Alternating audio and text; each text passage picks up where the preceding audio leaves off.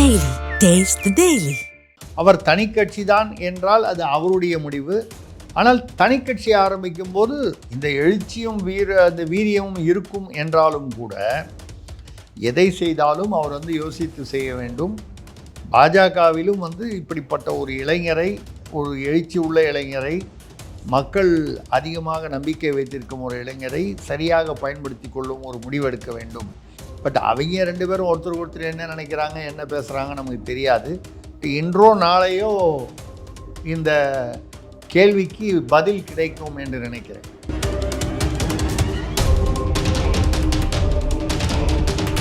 பல தீவிரவாத இயக்கங்களுக்கு கூட்டமைப்பாக இருக்கக்கூடிய சவுதி அரேபியாவை தலைமையிடமாக கொண்ட ஒரு அமைப்பின் தலைவர், உச்சகட்ட தலைவர், அவரும் அந்த கூட்டத்தில் அவர் 5 நட்சத்திர ஹோட்டல் சென்னையில் கலந்து கொண்டிருக்கிறார். அவர் ஷாஜகான் என்ற நம்ம தாவேக அமைச்சர், முஸ்லீம் லீகை சேர்ந்தவரும் கலந்து கொண்டதாக புகைப்படங்களும் சிலரும் வெளியாகி இருக்கின்றன. தீவிரவாத தொடர்பு உள்ளவர்களுடன் ஒரு அமைச்சருக்கு அப்படி என்ன அவருக்கு அந்த தொடர்புகள் தெரியாமலேயே பேசினாரா? விஜய் அவர்களுக்கு இதெல்லாம் தெரிகிறதா? பாகிஸ்தானு, ஐஎஸ்ஐ, அப்புறம் தீவிரவாத கூட்டமைப்பின் தலைவர் ஒருத்தர் வந்திருக்காரு அப்படின்னு சொன்னால் நிச்சயமாக தேச விரோத, இந்தியாவிற்கு எதிரான, பாதுகாப்புக்கு எதிரான விஷயமாகத்தான் இருக்க வேண்டும். கனிமொழி அவர்கள் தன்னை செயல் தலைவராக ஆக்க வேண்டும். எதிர்க்கட்சி சட்டமன்ற தலைவராக உதயநிதி இருக்கிறார், ஏதோ ஒரு பதவி, முக்கியமான பதவி. கனிமொழி அவர்களை செயல் தலைவராக வைத்துக் கொள்வதற்கு ஸ்டாலின் அவர்களுடைய நேரடி குடும்பத்தில் அவர்களுக்கு விருப்பம் இல்லை என்று இவர்கள் சிந்திக்கிறார்கள். அப்போ அதுக்கு அவங்க ஆல்டர்னேட்டிவ் என்ன சொல்கிறாங்கன்னா,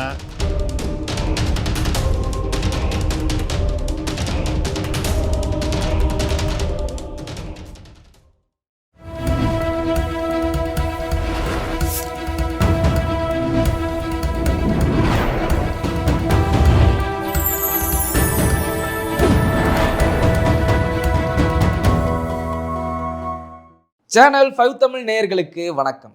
திருசக்தியாரின் கேள்வி பதில் நிகழ்ச்சியில் உங்களை சந்திப்பதில் மகிழ்ச்சி அடைகிறேன். சார் தயாராக இருக்காரு, வாங்க கேள்விகளை கேட்கலாம். சார் வணக்கம். வணக்கம், சொல்லுங்க அரவிந்த். கேள்விகளை ஆரம்பிச்சிருவோமா சார்? செஞ்சிருங்க. அரசியல் களமே ரொம்ப பரபரப்பாக இருக்கு. ஆமாம். முதல் கேள்வி சோழிங்கநல்லூர்லேருந்து சரவணகுமார் கேட்கிறார். முதல்வர் விஜய் ஏன் பத்திரிகையாளர்களை பார்த்து பயந்து ஓடுகிறார்? ஆமாம், அது எங்கேயுமே பேசுறது இல்லை. அவருக்கு பதிலாக ஆதவர்ஜுனா தான் பேசிக்கிட்டு இருக்காரு. தினம் 2 அறிக்கையை கொடுத்துட்ருக்காரு. ஏதாவது பத்திரிகையாளர்களை சந்திப்பு அவர் தான் செய்கிறார். இதில் பார்த்தீங்கன்னா டெல்லியில் போன போது பிரதமரை பார்த்து விட்டு 1 நிமிஷம் 19 செகண்டுங்கிறாங்க, 10 நிமிஷங்கிறாங்க, 40 நிமிஷங்கிறாங்க. 40 நிமிஷம் சொல்கிறதெல்லாம் தாவேகாய் டிவியில் சொல்கிறாங்க. மற்ற பத்திரிகை செய்திகள்லாம் 1 நிமிடம் சொச்சந்தான் பார்த்தாருன்றாங்க. சில இதில் 10 நிமிஷங்கிறாங்க. எதுவாக இருந்தாலும் ஒரு கேரள முதல்வர், காங்கிரஸ் முதல்வர், யூடிஎஃப் சார்பாக முதல்வரானவர், அவரே சதீஷன் அவர்கள் 40 நிமிஷம் பார்த்துருக்காரு.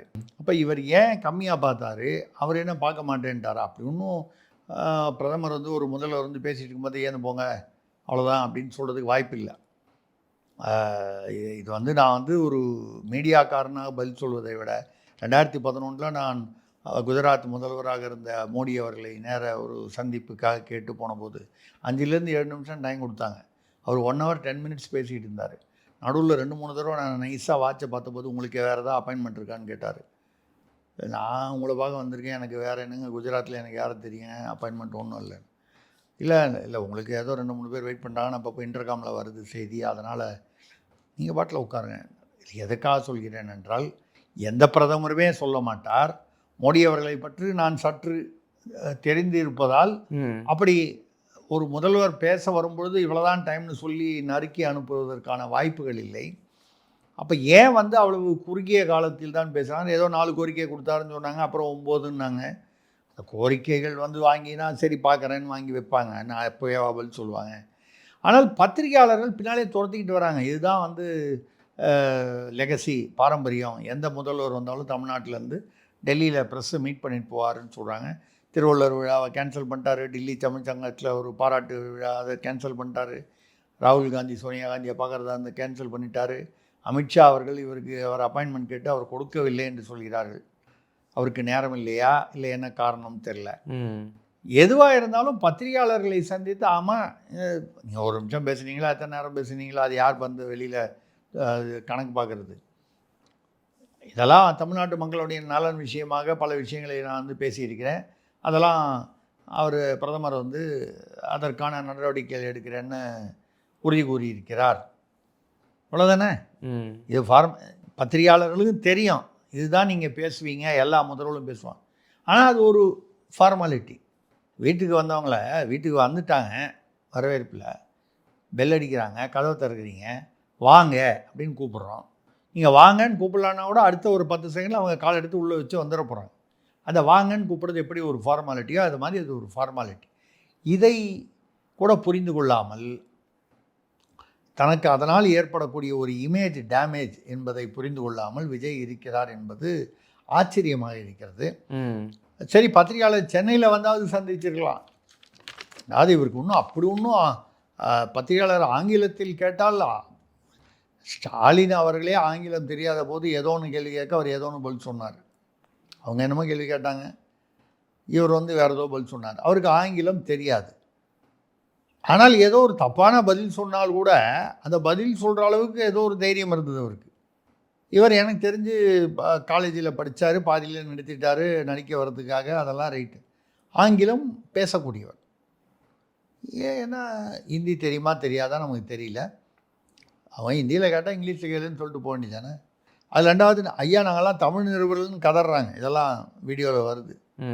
ஏன் பயப்படுகிறார்? இல்லை சார், மீடியாவை சந்திக்கணும் அப்படின்றது எதுவும் நிபந்தனை ஒரு யார் ஒரு பாரம்பரியம் பழக்க வழக்கம். இப்போது நீங்கள் வந்து பிரதமர் மோடி கூட சந்திப்பது இல்லையே அப்படிங்கிறது ஒரு விமர்சனம் இருக்குது. போட்டிக்காகவோ இல்லை யதார்த்தமாகவோ சொல்கிறார். அவர் வந்து சந்திக்காமல் அந்தந்த துறை அமைச்சரே பதில் சொல்ல சொல்லிவிடுகிறார். அவர் அந்தந்த துறையில் இருக்கும் அமைச்சர்கள் அநேகமாக பாஜக தேசிய அளவில் இருக்கக்கூடிய மத்திய அரசில் இப்போ நிர்மலா சீதாராமனை விட்டிங்கன்னா இங்கிலீஷில் தமிழில் ஹிந்தியில் எல்லாத்துலேயும் பொழுது கட்டுறாங்க.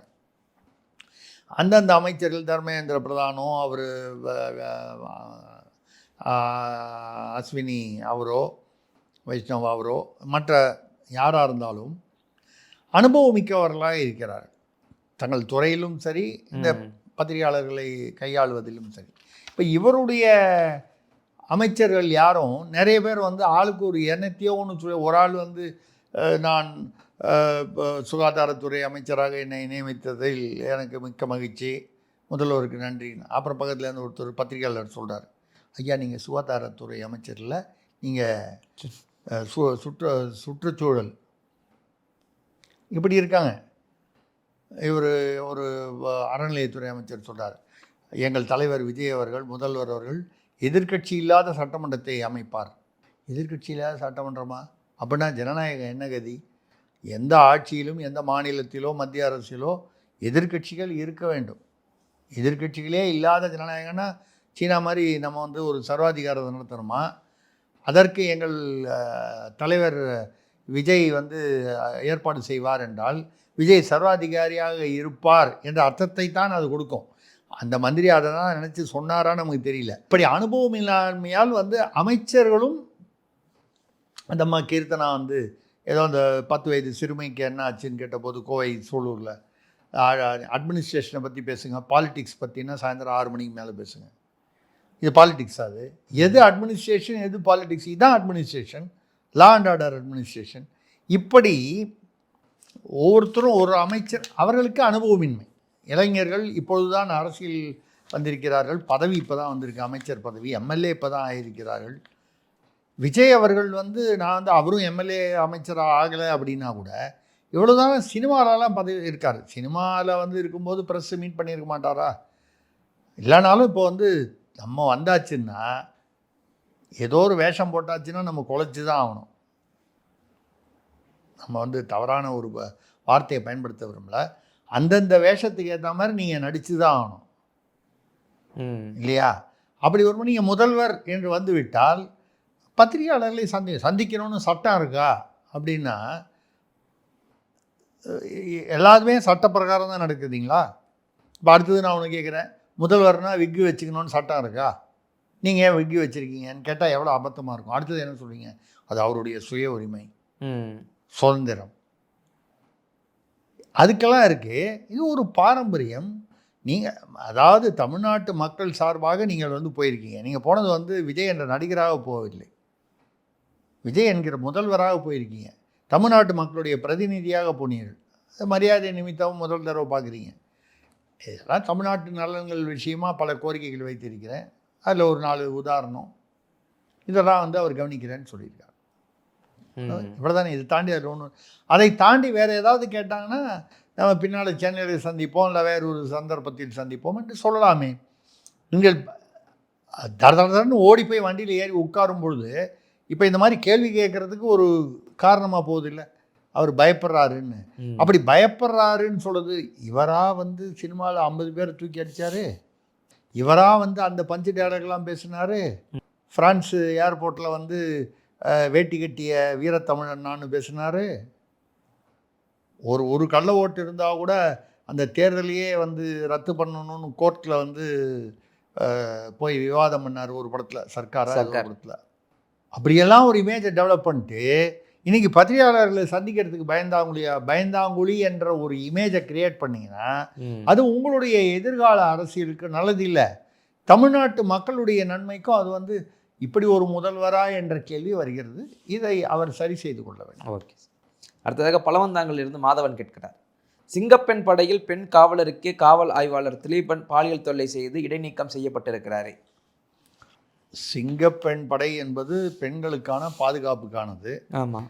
அதுக்கு என்னமோ ராசி இல்லையா என்னன்னு தெரியல. எல்லா திட்டத்துக்கு கூட ராசி வாஸ்துலாம் பார்க்கணும் போல இருக்குது. 2 தடவை வந்து விழா வச்சு 2 தடவையும் கேன்சல் ஆகிடுச்சு. முதல் தடவை பிரதமரை பார்க்க போனோம், 2வது தடவை பிரதமரை பார்த்துட்டு இருந்தோன்னே அவர் மூட் அவுட் ஆகிட்டார், ஏதோ இதெல்லாம் கேன்சல் பண்ணிட்டு வந்துட்டார். அமித்ஷா அவர்கள் நேரம் ஒதுக்கவில்லை. சோனியா காந்தி ராகுல் காந்தி அவர்களை சந்திக்காமலே நன்றி கூட தெரிவிக்காமல் வந்து விட்டார். அப்புறம் வந்து திருவள்ளுவர் சிலையெல்லாம் திறக்கிறதா இருந்தார், அதெல்லாம் இல்லை. ஏன் அப்படி வந்து திடீரென்று ரத்து செய்து விட்டார் என்பதை கூட அவர் அறிவிக்கவில்லை. நீங்கள் அவர் அறிவிக்கலைன்னா பரவாயில்ல, முதல்வர் அலுவலகத்தில் எத்தனையோ ஐஏஎஸ் அதிகாரிகள் இருக்கிறார்கள். அவர் கூடவே போன செந்தில்நாதன் முதன்மை அதிகாரி செயலாளர் இருக்கிறார். இல்லை இருக்கவே இருக்கார் நம்ம ஆதவ அர்ஜுனா, டெய்லி ஒரு காலையில் ஒரு தடவை சாயந்தரம் ஒரு தடவை ஏதோ ஒரு பேட்டி கொடுத்துட்ருக்காரு. யார் மூலமாவது ஒரு அறிக்கை, ஏன் இது ரத்து ஆச்சு? இத்தனைக்கும் அது ஒரு தனியார் நிறுவனம் மூலமாக பல கோடிகள் செலவு பண்ணி அந்த விழா அரேஞ்ச் பண்ணலாம். அதை ஏன் வந்து ரத்து செய்தார்? இது ஒரு கேள்வி. சரி, அதை விடுங்க. அது இந்த விழாலாம் வந்து ஒரு சும்மா ஒரு ஃபார்மாலிட்டி தான், ஒரு ஆடம்பரம், ஒரு விளம்பரம்னு வச்சுங்க. அந்த பணி தொடர்கள் தான். அதில் இருக்கிற ஒரு பெண்ணுக்கே ஒரு ஆய்வாளர் வந்து பாலியல் தொந்தரவு கொடுத்தார் என்பது அதிர்ச்சியான செய்தி. அப்போ இவங்க எப்படி அங்கே இருக்கிற பெண்களுக்கே, பெண் காவலர்களுக்கே பாதுகாப்பு இல்லை என்றால் இவர்கள் எப்படி தமிழ்நாட்டில் பாமர பெண்களுக்கு, சிறுமிகளுக்கு பாதுகாப்பு கொடுப்பார்கள்? அதுவும் இப்போ தான் 36 பேர் என்னமோ தான் அப்பாயின்ட் பண்ணியிருக்காங்க. இன்னும் நிறைய பேர் அப்பாயின்ட் பண்ணணும். பல நூற்றுக்கணக்கில் பண்ணி பல டீம்கள் ஃபார்ம் பண்ணணும். அந்த லேயர்னு சொல்லுவாங்க, அந்த அடுக்குகள் சரியாக அமைய வேண்டும். இதெல்லாம் இருக்குது. இதில் நடுவில் அந்த அதாவது குற்றம் சாட்டப்பட்ட, அந்த இடைநீக்கம் செய்யப்பட்ட திலீபன் என்கிறவர் வந்து இப்படியெல்லாம் ஒன்றும் நடக்கவே இல்லை, என் மீது இது பொய் குற்றச்சாட்டு, அது ஏதோ ஒரு வன்மத்துக்காக வந்த குற்றச்சாட்டு அப்படின்னு சொல்கிறாரு. அவர் சொல்வது உண்மையாக கூட இருக்கலாம். ஏன்னா பொதுவாக வந்து இந்த மாதிரி குற்றம் செய்தவர்கள் என்பவர்கள் வந்து பொதுவாக மீடியாவை அவாய்ட் பண்ணிடுவாங்க, தைரியமாக வந்து பேச மாட்டாங்க. அப்படி பேசும்போது அவர் பக்கமும் நியாயம் இருக்கலாம் என்கிற எண்ணம் வருகிறது, இல்லை என்று சொல்லவில்லை. ஆனால் அதை நம்ம வந்து சொல்ல முடியாது, விசாரணையில் தான் வரணும். ஆனால் நம்ம சொல்கிறது என்னென்னா, சிங்கப்பெண் என்ற ஒரு பாதுகாப்பு, ஒரு அரண் என்று நீங்கள் ஏற்பாடு செய்தது, அது ஆரம்பமே இவ்வளவு நொண்டி அடிக்கிறதே. இதை எப்படி நீங்கள் நடைமுறைப்படுத்த போகிறீர்கள்? எப்படி இது வந்து சீராக செயல்பட போகிறது? சீருடை மட்டும் நீங்கள் கொடுத்தா போதுமா? கலராக யூனிஃபார்ம்லாம் போட்டு தைச்சி அவங்களுக்கு பிரமாதமாக பார்க்கறதுக்கு இருந்தால் போதுமா? இது முறையாக செயல்பட வேண்டாமா? சிங்கப்படையில் இப்படி நடந்திருந்தால் அது ஒரு அசிங்கம் இல்லையா அப்படிங்கிறதா நம்ம கேள்வி. Okay sir. அடுத்ததாக கும்பகோணத்திலிருந்து எம் ஸ்ரீதர் கேட்கிறார், நாகை, தஞ்சை மாவட்ட விவசாயிகள் தாவேக அரசை எதிர்த்து போராட்டம் செய்கிறார்களே. அது தமிழ்நாடு முழுக்க நிறைய இடத்துல பண்ணுறாங்க. டெல்டா மாவட்டத்தில் கொஞ்சம் அதிகமாக இருக்கும், ஏன்னா அது விவசாய மாவட்டம். நம்ம போலீஸ்காரங்க கூட தள்ளுமுள்ளாச்சு. இதே தானே வந்து திமுக ஆட்சியில் நடந்தது. ஆமாம். அப்போ அவர்களை குண்டர் சட்டத்தில் கைது செய்தார்கள். அப்போ எல்லாரும் எதிர்க்கட்சிகள் விமர்சனம் செய்தன. அதை கூட விஜய் கூட அந்த சமயத்தில் கட்சி ஆரம்பித்தவன அதை குறிப்பிட்டு பேசுனதெல்லாம் இருக்குது. இது விவசாயிகளுக்கு எதிரான அரசுன்னு சொல்லி பேசுனது இந்த அர்த்தத்தில் தானே. ஆமாம். இப்போ நீங்கள் என்ன எதனால் வந்துச்சு? எல்லாருக்கும் வந்து பயிர்க்கடன் தள்ளுபடி பண்ணுறாரு. அப்புறம் வந்தவொடனே என்ன பண்ணிட்டாங்க, 2.5 ஏக்கர் வரைக்கும் நிலம் வச்சுருக்கிறவங்களுக்கு 50,000 ரூபா மட்டும் தள்ளுபடி. அப்போ 2.5 ஏக்கருக்கு மேலே வச்சுருந்தா இல்லை. இப்போ நீங்கள் அதே மாதிரி தான் இந்த 2,500 ரூபா மகளிருக்கு கொடுக்குறான்னு சொல்லிட்டு 1000 ரூபா தான் கொடுத்துட்டு மிச்சம் வந்து மறுசீரமைப்பு மறுபரிசீலனை. அதாவது இதையே திமுக அரசு செய்தது என்ற அதிருப்திதால் தான் மக்கள் பல காரணங்களுக்கு இடையில் அது ஒரு காரணமாக அந்த ஆட்சியை அகற்றினார்கள். மறுபடியும் நீங்கள் அதே தவிர செய்யாதீங்க. இல்லை வந்து அந்த இதில் வந்து சொல்லும்போது அவர்களுக்கு வந்து நீங்கள் தெளிவாக அது வேளாண்மை துறைக்கு ஒரு அமைச்சர் பொறுப்பெல்லாம் இன்னும் பதிவாகலை. நமக்கு யார் எந்த அமைச்சர்னு இன்னும் மனதில் பதிவாகவில்லை. சில மாதங்கள் ஆகும், ஒன்றும் தவறில்லை. அவங்க புதுசாக வந்ததுனால நமக்கு தெரியல. தெரிந்த முகமாக இருந்தால் சில முகங்கள் தெரியும், பல முகங்கள் தெரியாத முகங்கள். விவசாயிகள் சங்கம் போராட்டம் பண்ணுறாங்கல்ல, அதோடைய முக்கியமான ஒரு 4 தலைவர்களை அழைத்து விவசாய அமைச்சர் அவர்களை சென்று சந்தித்து இப்போதைக்கு இது கொடுத்துருக்கோம், ஒரு 6 மாதம் டைம் கொடுங்க, நீதி நிலைமை எப்படி இருக்குன்னு இப்போ தான் செக் பண்ணிக்கிட்டு இருக்கோம், அதையெல்லாம் சரி செய்து வருமானத்தை அதுக்கான ஏற்பாடுகள் செய்வதற்கு எங்களுக்கு கொஞ்சம் அவகாசம் வேணும், அது வரைக்கும் பொறுத்துங்க, இது தற்காலிக ஒரு ரிலீஃப் அப்படின்னு சொல்லி பேசலாமே. முன்னையாவது வந்து திமுக பீரியட்லேயோ அந்த மாதிரி திராவிட கட்சிகள் இருந்தபோது அமைச்சர்கள்னால் அது ஒரு பெரிய பந்தா இருக்கும். அமைச்சர் உட்காந்துக்கிட்டே எல்லாம் வரவங்களாம் நிற்க வச்சு பேசினார், சிறுபான்மையினரை நிற்க வச்சு பேசினாங்க, தலித்துகளை நிற்க வச்சு பேசினாங்க, அப்படிலாம் உண்டு. இப்போ இவங்களாம் புதுசாக வந்த இளைஞர்கள், சாதாரணமாக மக்களோடு மக்களாக பழகக்கூடியவர்கள். அவர்களிடம் சொன்னால் இன்னும் கொஞ்சம் அதிகமாக எடுபடும். ஐயா நாங்கள் புதுசுன்னா எல்லாத்துலேயுமே புதுசுன்னு சொல்ல முடியாதுங்க. ஆமாம், வீட்டில் கல்யாணம் பண்ணி வைக்கிறாங்க, பொண்ணும் மாப்பிள்ளையும் வந்து கல்யாணத்தன்னைக்கு நம்ம சொல்கிறது வந்து கொச்சையாக எடுத்துக்கொள்ள வேண்டாம். சாந்தி முகூர்த்தத்துக்கு போகும்போது அந்த இடத்துல ஐயா நான் புதுசுன்னு யாரும் சொல்கிறது இல்லையே. கேள்வி ஞானத்தை வச்சு தானே வந்து நம்ம எல்லாமே வந்து நடைமுறைப்படுத்திக்கிறோம். எவ்வளோ விஷயங்கள் புதுசாக ஒருத்தன் வேலைக்கு போகிறான், ஏற்கனவே 2 வருட அனுபவம் இருந்தால் அந்த வேலைக்கு சேரணும்னு சொன்னால் எல்லா வேலையிலையும் அப்படி சொல்லிட்டாங்கன்னா அப்புறம் வந்து இந்த புதுசாக வேலைக்கு போகிறவன் எந்த வேலையிலையுமே சேர முடியாது. அந்த வகையில் இவர்கள் அதாவது நிர்வாக அனுபவம் இப்படி இந்த இதை கூட கையாள தெரியாத ஒரு அனுபவமின்மை இருந்தால் அதிகாரிகள் வந்து சொல்வதைத்தானே நீங்கள் வந்து ஆட்டோமேட்டிக்காக கையெழுத்து போடுவீங்க. ஆமாம், அப்போ அதிகாரிகள் நடத்தும் அரசு என்பதும் அதிகாரிகள் தேவை, அவர்களுடைய திறனை பயன்படுத்தி கொள்ள வேண்டும். ஆனால் அதிகாரிகள் சொல்வதையெல்லாம் நீங்கள் கேட்க ஆரம்பித்து விட்டால் அவர்கள் குதிரை ஏறி விடுவார்கள். அந்த ஆட்சி எப்படி இருக்கும் என்பது போகத்தான் தெரியும். Okay sir. அடுத்த கடலூர்லேருந்து ராஜவேல் கேட்கிறார், அதிமுகவிலிருந்து வந்த எம்எல்ஏக்களுக்கு இடைத்தேர்தல் வாய்ப்பளித்தால் எங்கள் ஆதரவு நிலைப்பாட்டை மறுபரிசீலனை செய்வோம் என்கிறாரே கம்யூனிஸ்ட் கட்சித் தலைவர் வீரபாண்டியன். ஆதரவு கொடுத்து அவர் சொல்லியிருக்காரு. ஆனால் வந்து இவங்க 4 பேருக்கு ஆல்ரெடி கூப்பிட்டாங்க, 4 பேர் வந்துட்டாங்க. இந்த 4 பேருக்கு இடைத்தேர்தலில் வந்து இப்போது அதுதான் அவர் சொல்கிறாரு. ஆமாம், இப்போ இடைத்தேர்தலில் இது மட்டும் இல்லாமல் பிரச்சனை வந்து தாவேகால அவர்களிடம் நம்ம பேசணும்னு நினைக்கிறேன்.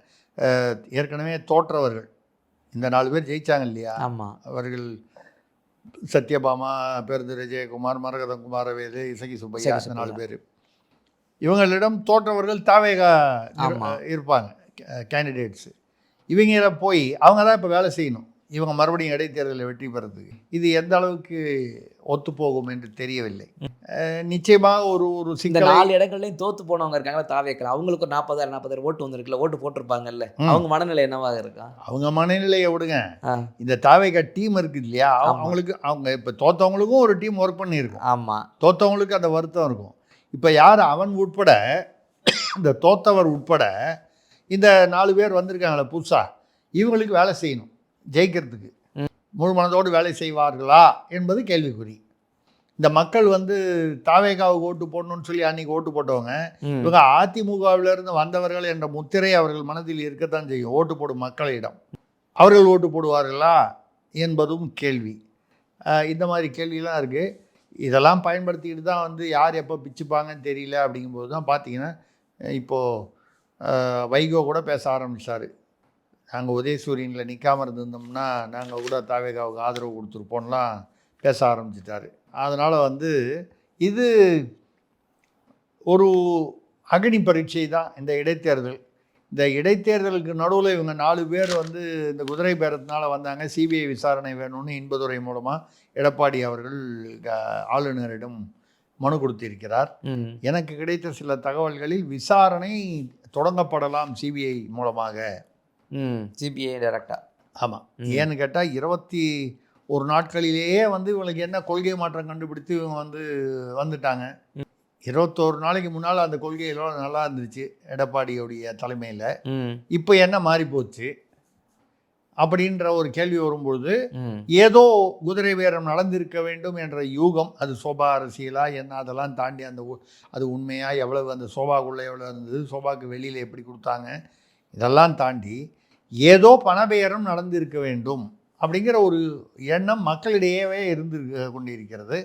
அப்போது சிபிஐ விசாரணை என்று ஒன்று வந்தால் அப்போ இந்த இடைத்தேர்தல்களும் தள்ளி போகலாம். இந்த இடைத்தேர்தல் இல்லை இவங்களுக்கு நீங்கள் இது கொடுக்குறீங்க, இடைத்தேர்தலில் சீட்டு கொடுக்குறீங்க. அதனால் இப்போ மார்க்சிஸ்ட்டும் இவங்களும் அமைச்சரவையில் கலந்து கொள்ளலை, சிபிஐயும் அவங்க விலைக்கு போயிடுறாங்க. இவங்க வேணால் ஐயுஎம்எல்லும் அவங்களோட அமைச்சர் இருக்கிறதுனால விசிகாவும் வெளியே போவதற்கான வாய்ப்புகள் குறைவு. அவங்க 4 பேர் போகிறாங்கன்னு வைங்க. இந்த நாளுக்கு முதல்ல நீங்கள் ஆள் பிடிக்கணுமே ஆட்சியை நடைப்படுத்துவதற்கு. ஆமாம். இப்போ இந்த இடைத்தேர்தல் தள்ளி போனாலோ இல்லை இடைத்தேர்தலில் இவர்கள் தோற்றுவிட்டார்களோ, தாவேகா சார்பில் நிற்கும் என்ற அதிமுககாரர்கள் தோற்றுவிட்டாலோ அப்போ இந்த ஆட்சி மறுபடியும் சிக்கலை சந்திக்கும், கவிழக்கூடிய ஒரு சூழ்நிலை உருவாகும். அதனால் இப்போது எல்லாமே அன்னன்னைக்கு தான் இந்த ஆட்சி நடந்து கொண்டிருக்கிறது என்றால் இன்னும் எவ்வளவு நாளைக்கு இந்த ஆட்சி, இந்த நாடகம், அந்த மேடையில் இன்னும் எத்தனை நாளம்மா அப்படிங்கிற ஒரு நிலையில் தான் போயிட்டுருக்கு. நிலையான ஒரு இது வரணும்னு விஜய் முயற்சி பண்ணுறாருன்னு தெரியுது. ஆனால் அவருடைய முயற்சியெல்லாம் அதிமுகலேருந்து பிடுங்கலாமா, திமுகலேருந்து பிடுங்கலாமான்லாம் இது ஜனநாயகத்திற்கு ஆரோக்கியம் இல்லாத செயல்களாக தெரிகிறதால் அதே இன்னொன்று யோசனை பண்ணி பாருங்கள். இன்றைக்கி அரசியலுக்கு வந்திருக்கிற உங்களுக்கு, உங்கள்கிட்ட இருக்கிற பணத்துக்கு, இல்லை உங்களுக்கு எங்கேருந்தோ வரக்கூடிய பணத்துக்கு, யாரோ கொடுக்கக்கூடிய பணத்துக்கு நீங்கள் இதை பண்ண முடியும்னா 50 வருஷமாக இதையே தொழிலாக வச்சுருக்கிற திமுக என்ன பண்ண முடியும்? அதிமுகவாவது கொஞ்சம் இப்போ அவங்களே பலவீனமாக இருக்காங்கன்னு வச்சுக்கலாம். திமுக எத்தனை கரை கண்ட கட்சி, அவர்களிடம் இருக்கும் பணத்திற்கு அமைச்சர்களிடமும் சரி, அந்த தலைமை குடும்பத்திடமும் சரி, அவர்களுக்கு நினச்சா ஒரு 10 தேமுக எம்எல்ஏவை ராஜினாமா பண்ணுவா. ஐயோ எனக்கு எம்எல்ஏ பதவி போயிடுமே, எம்எல்ஏவாக இருந்து நீ என்ன சம்பாதிக்க போகிற, இது இங்கே வாங்கிக்க, உள்ளாட்சித்துறை வந்ததுன்னா மேயர் வாங்கிக்க, நீ வாரிங்க ஏதோ ஒன்று அப்படி. அதனால தான் ஸ்டாலின் ரொம்ப நாசுகா 6 மாதத்திற்கு நாங்கள் எந்த தொந்தரவும் செய்ய மாட்டோம் அப்படின்னா என்ன அர்த்தம்? இப்படி வச்சுக்கலாமா? 6 மாதத்துக்கு அப்புறம் நிச்சயமாக தொந்தரவு பண்ணுவோன்னு வச்சுக்கலாமா? அப்படியும் எடுத்துக்கலாம் அதை. இல்லை 6 மாதத்துக்கு தான் தொந்தரவு பண்ண மாட்டோம்னு சொன்னதுனால அது நாங்கள் எங்கள் குடும்பத்திலிருந்து வேறு யாருமே அரசியலுக்கு வரமாட்டார்கள்னு சொன்ன அடுத்த 3 மாதத்தில் வரலையா? அரசியல்வாதிகள் பேச்செல்லாம் தனியில் தான் எழுதி வைக்கணும், எந்த அரசியல்வாதியாக இருந்தாலும். அதுதான் நடக்க போயிருக்கு. Okay sir. அடுத்ததாக கம்பத்திலிருந்து சீதாராமன் கேட்கிறார். சர்வதேச சதிக்கூட்டம் ஒன்று சென்னை நட்சத்திர ஹோட்டலில் தாவேகா அமைச்சர் பங்களிப்புடன் நடைபெற்றிருக்கிறதே, தாவேகாவில் தேச விரோத சக்திகளா? முதல்வர் விஜய் இதெல்லாம் புரிகிறதா? இல்லை, இது ஏற்கனவே ஒரு நிகழ்ச்சியில் நான் பேசினேன். ஒரு அமைச்சர் இலங்கையில் அந்த ஈஸ்டர் வெடிகுண்டு தீவிரவாத செயலில் ஈடுபட்டதாக குற்றம் சாட்டப்பட்ட ஒரு முன்னாள் எம்பி. அவர் அவரை இப்பொழுது உள்ள ஷாஜகான் என்ற அமைச்சர் அவர் ஒரு தேர்தலுக்கு முன்னாலேயே போய் சந்தித்தார்னு சொன்னாங்க. அந்த ரிஷாத் பத்யுத்தீன் என்ற அந்த எம்பிக்கு, அந்த முன்னாள் எம்பி, அந்த அரசியல்வாதிக்கு அந்த ஈஸ்டர் வெடிகுண்டில் அவர் ஒரு குற்றம் சாட்டப்பட்டவர்களில் ஒருவர். ஈஸ்டர் வெடிகுண்டு தீவிரவாதத்தில் ஈடுபட்டதாக குற்றம் சாட்டப்பட்டு வழக்கு நிலுவையில் இருக்குது.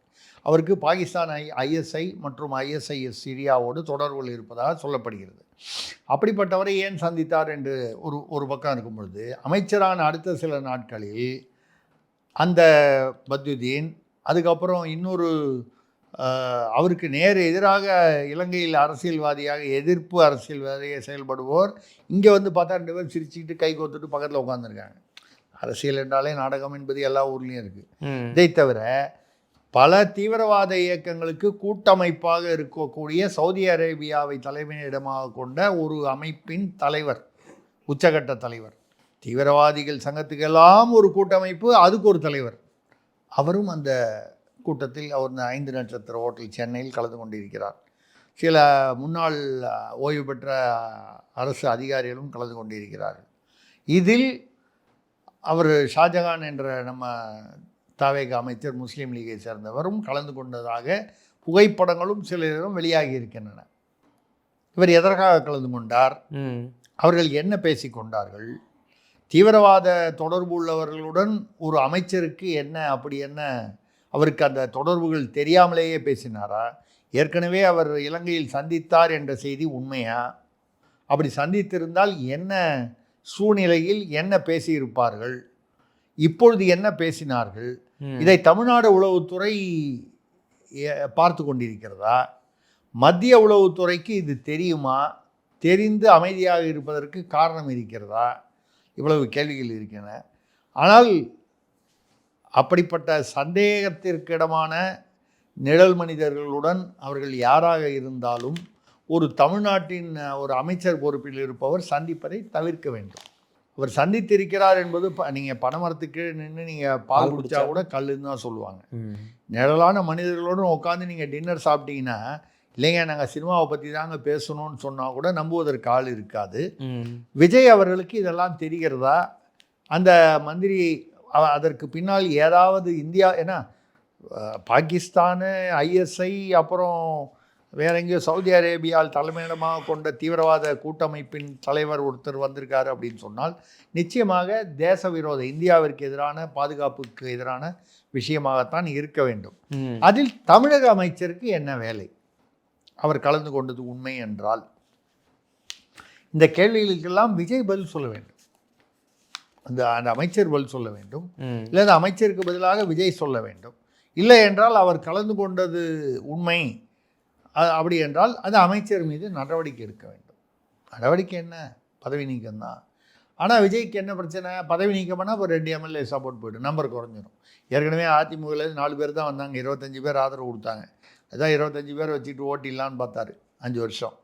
அதெல்லாம் இப்போது அந்த கனவாகி போனது. அப்படி இருக்கும்பொழுது இப்போவும் அந்த நம்பர் எண்ணிக்கை பிரச்சனை இருந்துக்கிட்டே இருக்குது. இன்னும் 2 பேர் வெளியே போனாங்கன்னா என்ன பண்ணுறதுன்றது ஒரு பிரச்சனை. அப்போது தவறு செய்பவர்கள் மீது நடவடிக்கை கூட எடுக்க முடியாத ஒரு பலவீனமான ஒரு ஆட்சியைத்தான் விஜய் தலைமை தாங்கி நடத்துகிறார் என்ற ஒரு யூகத்திற்கு தான் வரவேண்டி இருக்கிறது. அதுவும் தேச பாதுகாப்புக்கு எதிரானது என்பது மிக மிக ஒரு கடுமையான தீவிரமான விஷயம்.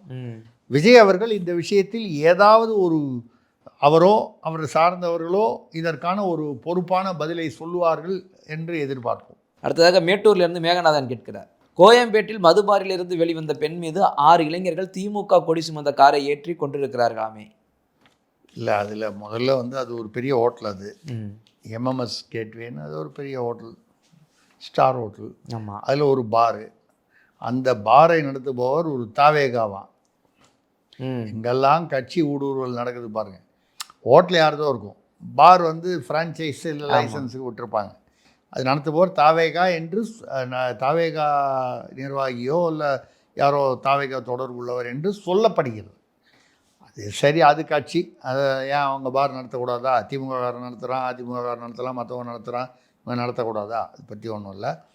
அங்கே இந்த பெண்கள் 2 பெண்கள் போய் அதில் ஒரு பெண் 17 வயது, ஒரு பொண்ணு 18 வயது, யாசினியா என்னமோ அந்த பெண்ணு. அவங்க போய் தண்ணி அடிச்சிட்டு, ஈரோட்டுக்காரர் சொன்ன பெண் சுதந்திரம் வந்துடுச்சா இல்லையா? இதற்குத்தானே நாங்கள் அந்த காலத்துலேருந்தே பெண் சுதந்திரம் வேணும்னு சொன்னோம். கர்ப்பப்பையை வெட்டி எறிங்க, வேணா நீங்கள் அவங்க வப்பாட்டி ஆம்பளைங்க வச்சுக்கிட்டா நீங்கள் வப்பாட்டான்னு வச்சுங்கன்னு சொன்னார். வந்துட்டோமா இல்லையா? அங்கே பெரியாரியத்துக்கு அங்கே போனாங்க, ரைட்டு, தண்ணி அடித்தாங்க.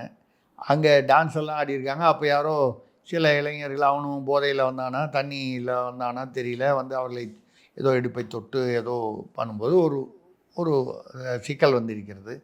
இந்த பெண்களுடன் 1-2 ஆண்டு போயிருக்கிறார்கள். ஏன்னா அந்த மாதிரி பார்லலாம் எப்படின்னு கேட்டிங்கன்னா, ஆம்பளை பொம்பளை ஜோடியாக வந்தால் ஃப்ரீ என்ட்ரி, ஆம்பளை தனியாக போனால் ஃபீஸு, என்ட்ரி ஃபீஸு. பொம்பளைங்களுக்கு எவ்வளோ தண்ணி அடித்தாலும் ஃப்ரீ. ஒன்றும் இல்லை, அதெல்லாம் சேர்த்து ஆம்பளைங்க கிட்ட வசூல் பண்ணிவிடுவாங்க, அவ்வளோதான் விஷயம். ஒன்றும் ஃப்ரீயாக கொடுக்க போகிறோம். இது இந்த பாரில் உள்ள மார்க்கெட்டிங் டெக்னிக். அந்த கூட வந்த ஆண்களுக்கும் அந்த இன்னொரு குரூப் வந்து சில்மிஷம் செய்த குரூப்புக்கும் தகராறு. அப்போ அங்கே உள்ள பவுன்சர்களை வச்சு ஏதோ பஞ்சாயத்து பண்ணி எல்லாரையும் வெளியில் அனுப்பிச்சிட்டாங்க. வெளியில் அனுப்பும்போது இவங்க ஸ்கூட்டியில் போயிருக்கு அந்த 2 பெண்கள். அந்த பக்கம் அந்த எதிர்பக்கம் வந்து சில்மிஷம் செய்த அந்த அவங்க கார் மீது இவர்கள் யாரோ கல்லெடுத்து அடித்ததாக சொல்கிறார்கள். இந்த பெண் அடித்ததாக சொல்கிறார்கள், இல்லை என்று சொல்கிறார்கள். ஏதோ நடந்திருக்கு. பதிலுக்கு அந்த காரில் திமுக கொடி, சுமன் சக்திவேல் என்ற திமுகவில் இருக்கும் ஏதோ ஒரு அடிமட்ட கீழ்மட்ட நிர்வாகி ஒருத்தருடைய அவருடைய கார் அது. அவரும் அதில் இருந்தாரா என்னன்னு தெரியல. ஒரு 5-6 பேர் இவங்க காரோடு போய் அந்த பெண் ஸ்கூட்டி மீது ஒரே, அதாவது அந்த போதை வேகத்தில் ஆவேசமாக வண்டி மேலே ஏற்றிருக்காங்க. அந்த பெண் வந்து சம்பவ இடத்திலேயே சிதைப்பட்டு இறந்திருக்கிறார்.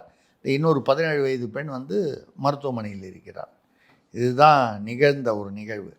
இதுலேருந்து என்ன தெரியுதுன்னா, தமிழ்நாட்டில் இவங்க வந்து 1 மாதம் ஆனால் கூட, புது ஆட்சி வந்தால் கூட இந்த போதை கலாச்சாரம், ஏன்னா இது வந்து வெறும் நம்ம வந்து ஒரு குறிப்பிட்ட ஹோட்டலை பற்றி நமக்கு தெரியாது, அதனால் நம்ம அது சொல்லக்கூடாது. இருந்தாலும் பொதுவாக இந்த பார்லேயே எல்லா இடத்துலையுமே இந்த போதைப் பொருட்கள் பள்ளிக்கூடத்து வாசல்லையே கிடைக்குதுன்னும் போது இன்னும் தொடர்ந்து கொண்டு தான் இருக்கிறது. ஆங்காங்கு பார்த்தீங்கன்னா ஒரு 3 காவலர்கள் போலீஸ்காரர்கள் சேர்ந்து ஒரு பையனோட வாயில் மதுவை வலுக்கட்டாயமாக ஊற்றி அவனை, ஆண் காவலர்கள் ஒரு வாலிபனை இல்லை ஒரு சிறுவனை அதாவது பாலியல் வன்புணர்வு செய்ய முயன்று அவங்கள டிவி ரிமோட்டால் அடிச்சுட்டு தப்பிச்சு ஓடிட்டான். 3 பேரையும் இப்போ பிடிச்சி சஸ்பெண்ட் பண்ணியிருக்காங்க போகிறாங்க. எந்த அளவுக்கு வந்து சட்டம் ஒழுங்கு சீர்கட்டி இருக்கிறது. இதற்கு விஜயை எடுத்தோடனே நீங்கள் தான் காரணம்னு நம்ம சொல்ல விரும்பலை. ஏன்னா இவ்வளோ வருஷமாக இருந்ததுடைய தொடர்ச்சி நீட்சி தான் அது. அந்த நீட்சியை நீங்கள் எவ்வளவு நாள் வந்து இந்த சிங்கப்படையை ஆரம்பிக்கிறதுக்கே உங்களுக்கு ஸ்டார்டிங் ட்ரபிள் இருக்குது, இவ்வளோ இருக்குது அப்படின்னா, போதை பிரிவுக்கு தடுப்பு பிரிவு என்று ஒன்று ஆரம்பிக்கிறேன்னு சொன்னார். முதல் நாள் 3 கையத்தில் 1. இன்னும் அந்த பிரிவு ஆரம்பித்ததா தெரில.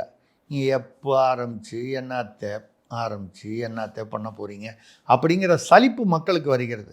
இந்த சலிப்பு இன்னும் பல மாதங்களுக்கு தொடர்ந்தால் அது விஜயுடைய ஆட்சிக்கு எதிராக ஒரு ஏண்டா இப்போவே பேச ஆரம்பிச்சிட்டாங்க இளைஞர்கள்.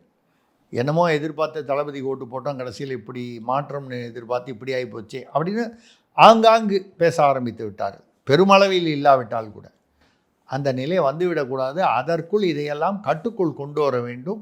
இப்படி கட்டுக்குள் கொண்டு வர வேண்டுமானால் அந்த காவல்துறை அதிகாரிகள் சரியானவர்களை சரியான இடத்தில் நியமித்து, இப்போ கூட யாரோ ஒரு ஐபிஎஸ் அதிகாரி அவரை வந்து ஆதவர்ஜனா வேறு மாநிலத்திற்கு மாற்ற வேண்டும், அவர் வந்து கரூர் மாதிரியே ஒரு நிகழ்வை சென்னையில் ஏற்படுத்த முயல்கிறார் என்று அருண் ஐபிஎஸ் அவர்களை ஒரு காலத்தில் மாற்றணும், உத்தரப்பிரதேசத்துக்கு மாற்றுங்க, வேறு மாநிலத்துக்கு மாற்றுங்க, அஸ்ஸாமுக்கு மாற்றுங்கன்னு சொன்னார்.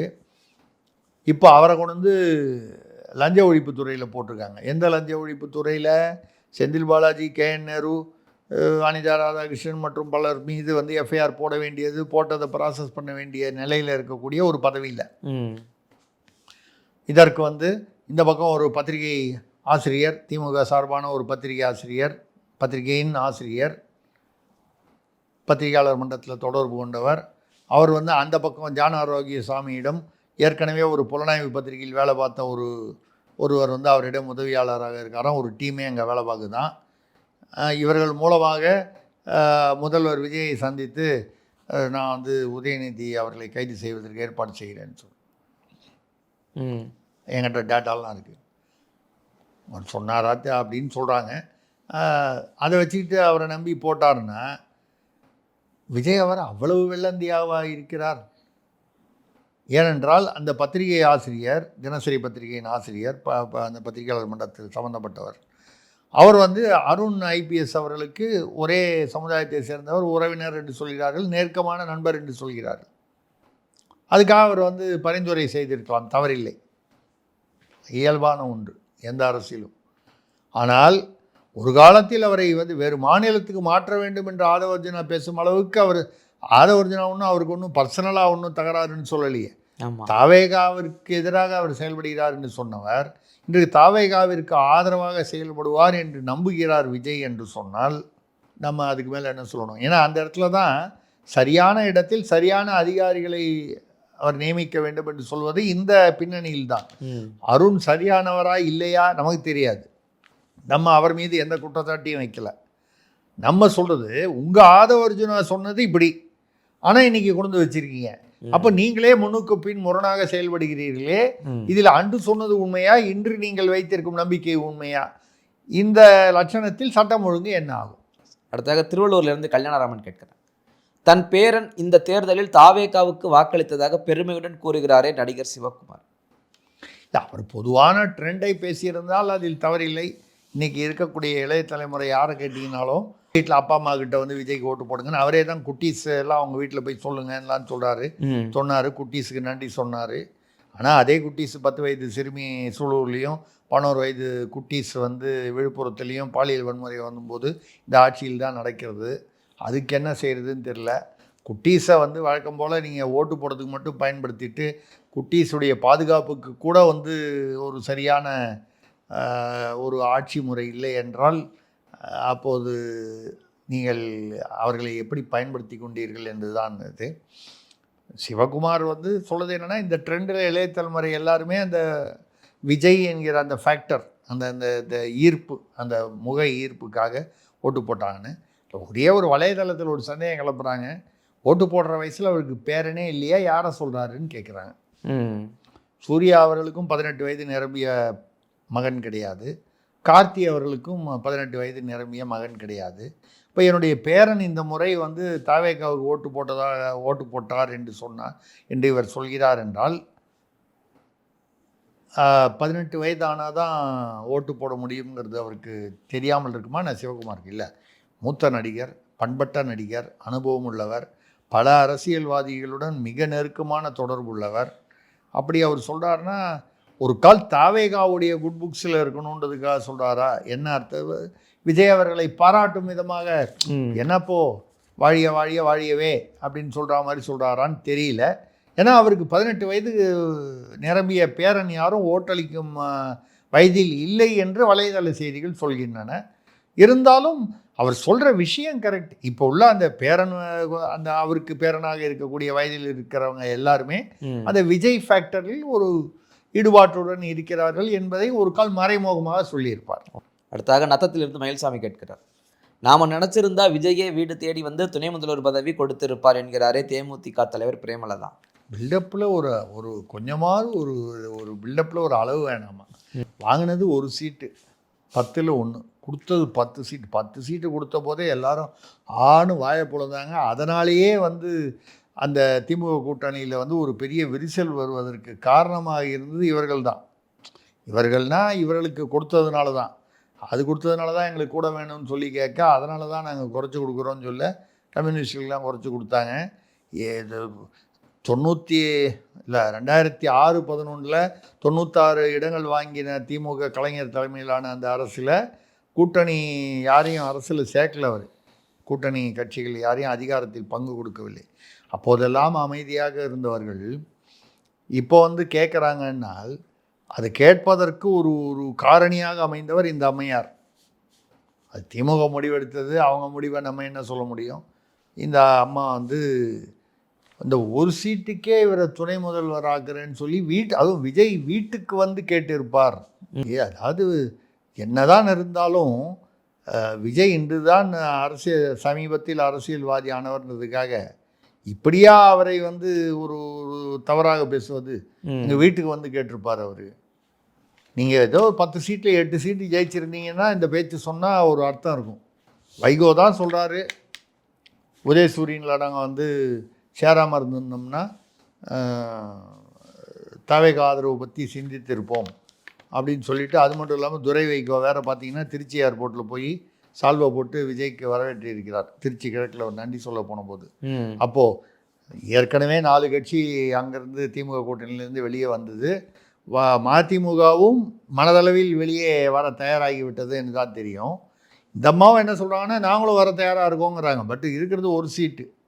ஒரு சீட்டை வச்சுக்கிட்டு சொல்ல முடியாது.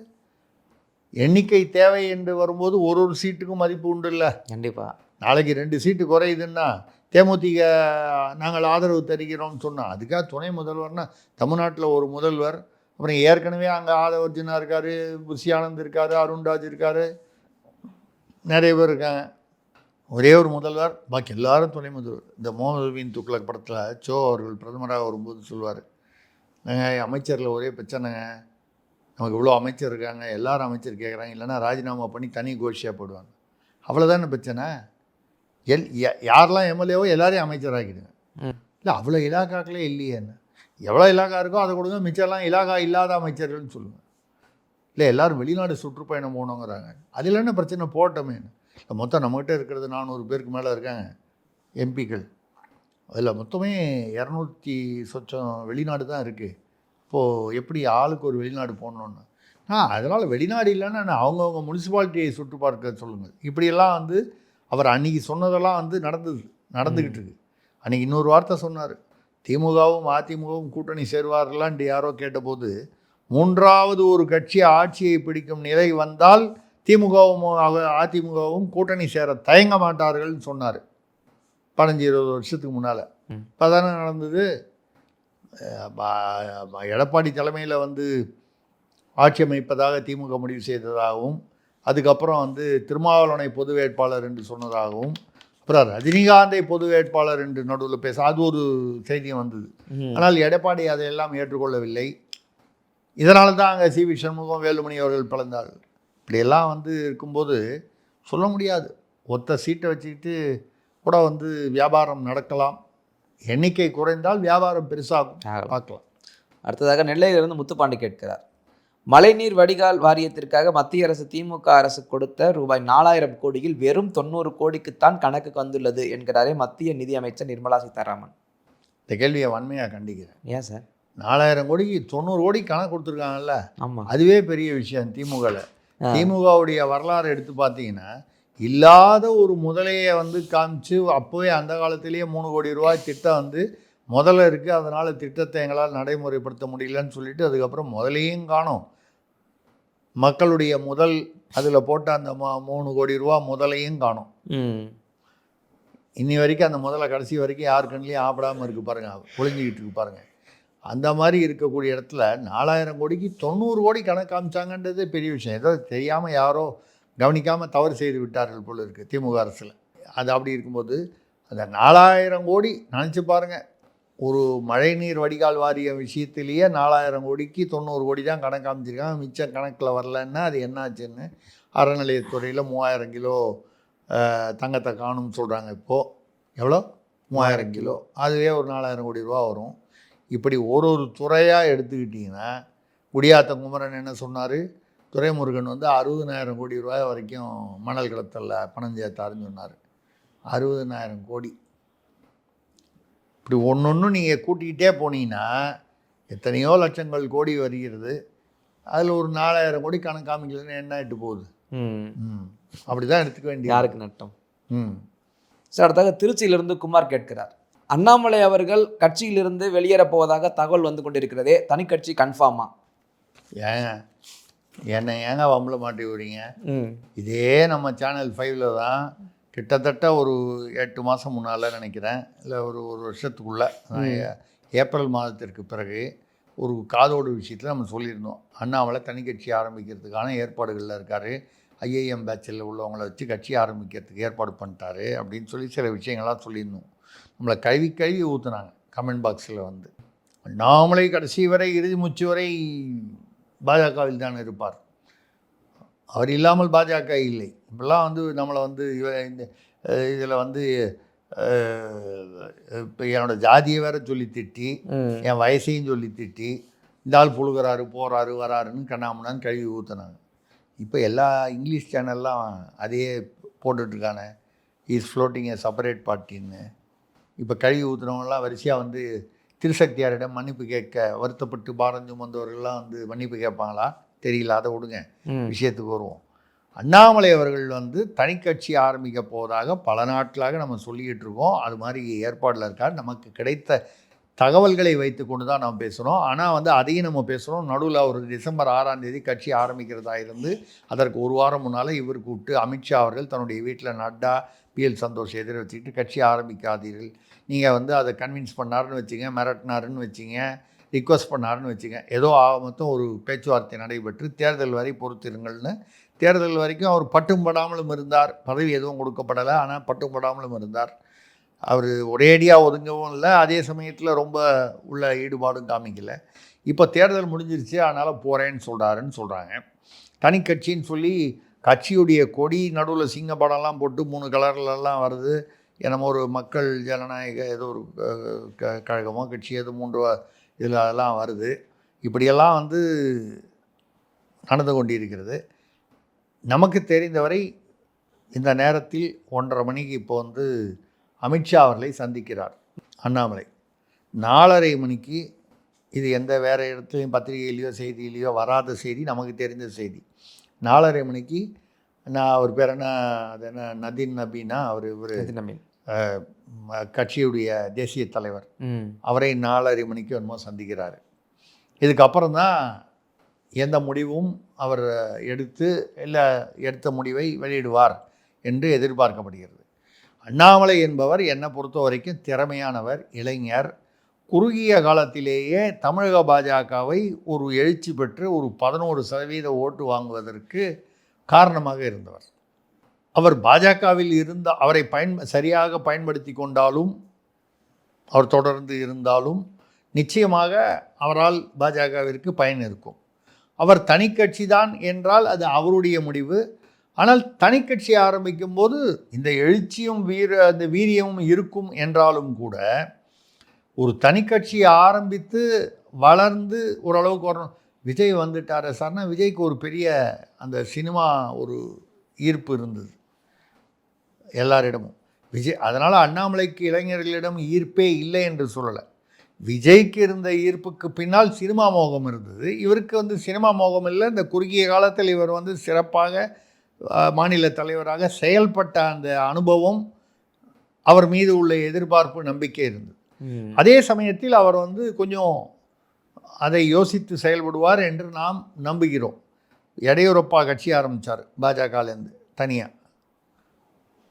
கட்சி தேர்தலில் மறுபடியும் பாஜகவில் வந்து திருப்பி சேர்த்து விட்டார். ஊபியில் உத்தரப்பிரதேசத்தில் கல்யாண் சிங், அந்த இது பாபர் மசூதி இடிப்பும் போதெல்லாம் அவர் தான் முதலமைச்சராக இருந்தவர். அப்படி ரொம்ப பவர்ஃபுல்லாக இருந்தவர். அவர் அதுக்கப்புறம் ஏதோ வருத்தத்தில் வெளியே போனார், மறுபடியும் திரும்பி கட்சிக்கு வந்தார். அதுக்கப்புறம் அவரும் காணாமல் போயிட்டார். அப்புறம் உமாபாரதி, அதே இதில் அந்த சாமியாரணி உமாபாரதி, அவங்களும் அப்படி தான் தனி கட்சி ஆரம்பித்து திரும்பி அது ஒன்றும் போனியாகவும் திரும்பி வந்துட்டாங்க. அப்புறம் ஜார்க்கண்டில் பார்த்தீங்கன்னா பாபுலாலா, அவர் மாராண்டின்னு அவர்.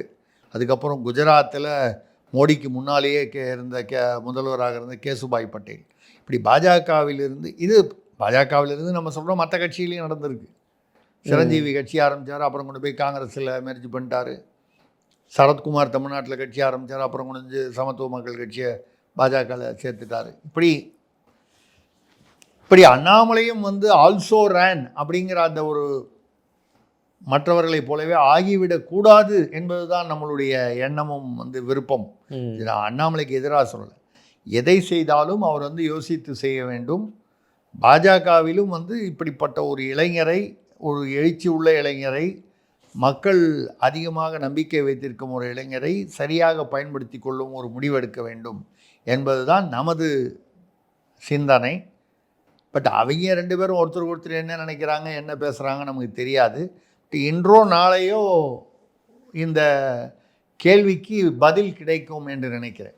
அப்படியே அவர் தனி கட்சி ஆரம்பித்தாலும் அதற்கு நம்மளுடைய வாழ்த்துக்களை தெரிவித்துக் கொள்கிறோம். ஏனென்றால் மக்கள், தமிழ்நாட்டு இளைஞர்கள் குறிப்பாக அவரிடம் நிறைய எதிர்பார்ப்பு வைத்திருக்கிறார்கள். அந்த எதிர்பார்ப்பை அவர் நிறைவேற்றுவார். அடுத்த 2031 தேர்தலில் அது வந்து உதயநிதி வர்சஸ் விஜய் வர்சஸ் அண்ணாமலை என்ற அந்த ஒரு களமாக இருக்கும் என்று பலர் வந்து பல நாட்களாக பேசி கொண்டிருக்கிறார்கள். இனிமேல் அப்படி தான் போகணும் அரசு. ஏனென்றால் ஸ்டாலின் அவர்கள் ஓய்வு பெறும் வயது கிட்டத்தட்ட அந்த நிலை வந்து விட்டது. எடப்பாடி அவர்களுடைய நிலை அது குழப்பமாக இருக்கிறது. அப்படி வரும்பொழுது இப்போ இளைஞர்கள்னால் இவங்க தானே இன்றைக்கி இருக்கக்கூடிய அடுத்த தலைமுறை, அரசியல் தலைமுறைனா அந்த நிலை வர வேண்டும், அவருடைய எண்ணங்கள் ஈடேற வேண்டும் என்று வாழ்த்து சொல்வதோடு நம்ம நிறுத்திக் கொள்வோம். ஓகே சார், கேள்விகள்லாம் முடிந்தது. இன்றைய நாள் காதோடு இப்போ தான் அந்த ஸ்டாலின் அவர்கள் ஓய்வு பற்றி பேசணும்.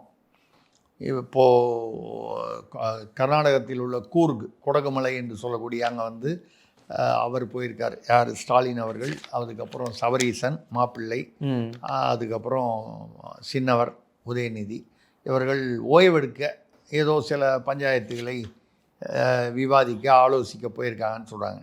என்ன பிரச்சனைன்னா, ஏற்கனவே நம்ம தேர்தலுக்கு முன்னால் சொன்னது தான், கனிமொழி அவர்கள் மாநில அரசியலுக்கு வர வேண்டும் என்று விரும்புகிறார் என்று அப்பொழுதே சொன்னோம். ஆனால் அது வந்து நடக்க விடவில்லை, ஏதோ நடக்கவில்லை. இப்பொழுது அவர் பேர் என்ன, பொதுச் செயலாளராக உள்ள துரைமுருகன், எனக்கு உடல்நல, அவருக்கு 87 வயசாகிடுச்சு. அதை தோத்துட்டார் நினைக்கிறேன். ஆமாம். அதனால் வந்து அவருடைய மகன் எம்பியாக இருக்கிறார் கதிரானந்த். அதனால் போதும் எனக்கு. அதே சமயத்தில் அவர் என்ன சொல்கிறார், எனக்கு பதிலாக பொதுச் செயலாளராக நான் வந்து ரிசைன் பண்ணுவேன், ஆனால் டிஆர் பாலு அவர்களைத்தான் நீங்கள் பொதுச் செயலாளராக வைக்க வேண்டும். அப்படியா இருந்தால் தான் நான் ரிசைன் பண்ணுவேன், இல்லைன்னா நான் ரிசைன் பண்ண மாட்டேங்கிறாரு. இப்படி ஒரு கண்டிஷனோட டேர்ம்ஸ் அண்ட் கண்டிஷன்ஸ் அப்ளைன்னு சொல்கிறாரு. அதற்கு இந்த பக்கம் கனிமொழி அவர்கள் தன்னை செயல் தலைவராக ஆக்க வேண்டும். தலைவராக ஸ்டாலின் தொடரட்டும், எதிர்க்கட்சி சட்டமன்ற தலைவராக உதயநிதி இருக்கிறார், ஏதோ ஒரு பதவி, முக்கியமான பதவி, செயல் தலைவராக தன்னை நியமிக்க வேண்டும் என்று கேட்டுக்கொள்கிறாராம். நான் மாநில அரசியலுக்கு வந்துடுறேன் எம்பியிலேருந்து. கனிமொழி அவர்களை செயல் தலைவராக வைத்துக் கொள்வதற்கு ஸ்டாலின் அவர்களுடைய நேரடி குடும்பத்தில் அவர்களுக்கு விருப்பம் இல்லை. கட்சி நம்ம கையை விட்டு போய்விடும் என்று இவர்கள் வந்து சிந்திக்கிறார்கள். அப்போ அதுக்கு அவங்க ஆல்டர்னேட்டிவ் என்ன சொல்கிறாங்கன்னா, அப்படி நீங்கள் செயல் தலைவராக கனிமொழியை ஏற்றுக்கொள்ளவில்லை என்றால், கனிமொழி குழுவினர் ஆராசா அவர்களை பொதுச் செயலாளராக ஆக்குங்க, துரைமுருகனுக்கு பதிலாக.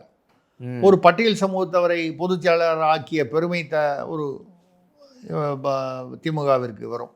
பட்டியல் சமூகத்திற்காகவே நாங்கள் வாழ்கிறோம், நாங்கள் மூச்சு விடுகிறோம், வாசிக்கிறோம், சுவாசிக்கிறோம்லாம் வசனம் பேசுகிறோமே, இந்த வசனத்துக்கு தகுந்த மாதிரியாவது இருக்கும்னு. ஆராசா அவர்கள் இந்த ஆடியோ வந்து வெளியாச்சு இல்லையா, அதில் ஸ்டாலினுக்கு என்ன தெரியுங்கிற அவரை பற்றி ஒருமையிலெல்லாம் பேசினார். பணமெல்லாம் அங்கே தான் போச்சு, கலைஞர் டிவிக்கு தான்லாம் பேசினா. இதெல்லாம் வந்ததுக்கப்புறம் ஆராசாவுக்கு இந்த மாதிரி ஒரு முக்கியத்துவமோ பதவியோ கொடுப்பதற்கு ஸ்டாலின் அவர்களுக்கோ அவர்களுடைய நேரடி குடும்பத்தாருக்கோ விருப்பமில்லை. இப்போ இப்படி ஒரு இடியாப்ப சிக்கலில் திமுக தலைமை இருக்குது. தலைமையிலேயே சிக்கல்.